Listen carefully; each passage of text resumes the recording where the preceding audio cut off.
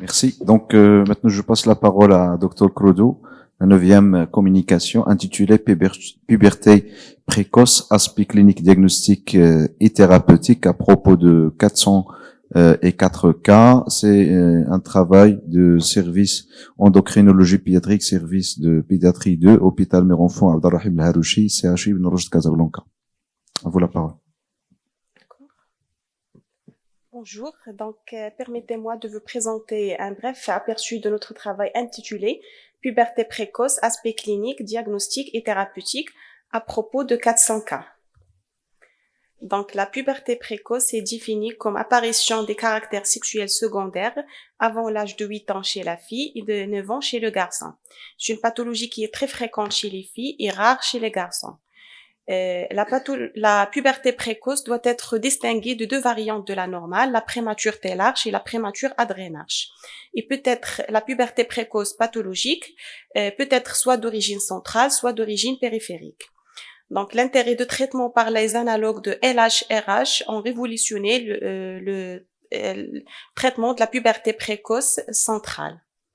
Donc, l'objectif de cette étude est de préciser les critères diagnostiques et distinguer les différentes formes de la puberté précoce et décrire les aspects cliniques, paracliniques de chaque entité afin de proposer un traitement adéquat.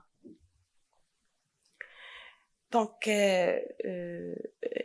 notre étude est une étude rétrospective descriptive sur une période de 12 ans allant de janvier 2012 jusqu'à décembre 2023 concernant 404 enfants suivis en consultation d'endocrinologie de l'hôpital Mère-Enfant Abdelrahim El Harouchi. Donc, passons maintenant aux résultats. Donc, notre étude, on note une prédominance féminine, 338 filles contre 66 garçons. Et on note un âge avancé chez les filles par rapport aux garçons. Concernant le motif de consultation chez le garçon, la pilosité pubienne représente 39,3%, suivie par l'augmentation de la verge chez 19,6% et la gynécomastie dans 18,10% des cas et la pilosité axillaire 13,6% des cas. Chez les filles, le développement mammaire bilatéral était le signe majeur dans 84% des cas, suivi par le développement mammaire unilatéral chez 32,6% des cas, la pilosité pubienne 19,2% des cas et 5% inférieur à 5% des cas représentés par la pilosité axillaire, mastodénie et les ménages. Ici, on note que les variantes de la puberté précoce, notamment la prématurité large, pubarche et ménarche, sont les plus fréquentes, soit 81,2% des cas. Passons au bilan paraclinique. Donc, l'échographie pelvienne avait montré un utérus pubaire avec une longueur utérine moyenne augmentée à 39, plus ou moins 4 mm. Pour l'âge osseux, donc 94,8% des cas avaient un avance de l'âge osseux par rapport à l'âge chronologique de 2 ans et 5,2% avaient un âge osseux égal à l'âge chronologique.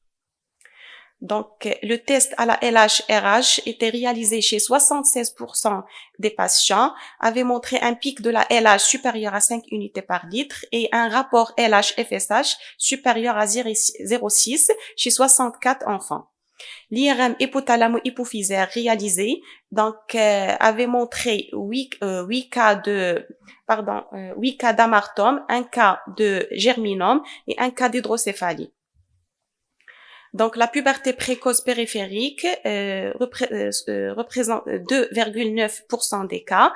L'hyperplasie congénitale du surrénal par bloc en 21 alpha-hydroxylase représente, c'est l'étiologie la plus fréquente des pubertés périphériques dans 50% des cas, suivi par syndrome de McCune-Albright dans 16,6% des cas, et le corticosurrénalome et le kyste ovarien et l'hyperplasie par bloc en 11 alpha-hydroxylase chez 3 cas.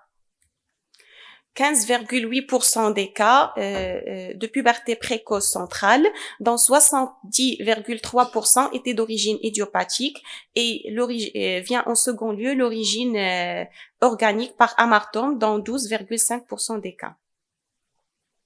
Donc, le traitement par les analogues de la LHRH a été réalisé chez 53 cas, soit 84,1%, et dans 9 a été non réalisé chez 9 patients par manque de moyens.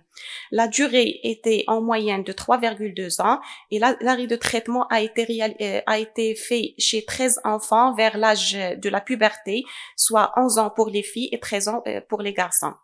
La taille finale était proche de la taille cible avec une moyenne de 159,5 cm. Passons maintenant à la discussion. Donc, la puberté précoce est définie par le développement des caractères sexuels secondaires avant les limites inférieures de la moyenne des âges dans la population considérée. Donc, il existe un sexe ratio très élevé, 9 filles pour un garçon, ce qui rejoint notre étude. Et cliniquement, il se manifeste par le développement mammaire bilatéral selon le stade de Tanner, et chez le garçon par une augmentation, par la pilosité pubienne et l'augmentation de volume testiculaire supérieur à 4 ml. Le diagnostic se fait par le dosage statique de l'ostradiol, la testostérone et la FSH-LH et l'échographie pelvienne qui montre un utérus pubère supérieur à 35 mm et un ovaire de volume supérieur à 2 cm avec une sensibilité et spécificité de 90%. Le dosage dynamique des gonadotrophines confirme l'origine centrale avec un test de stimulation à la LHRH, notamment un pic de la LH supérieur à 5 avec un rapport LH-FSH supérieur à 0,6. L'IRM cérébral est demandé systématiquement dans les pubertés précoces centrales.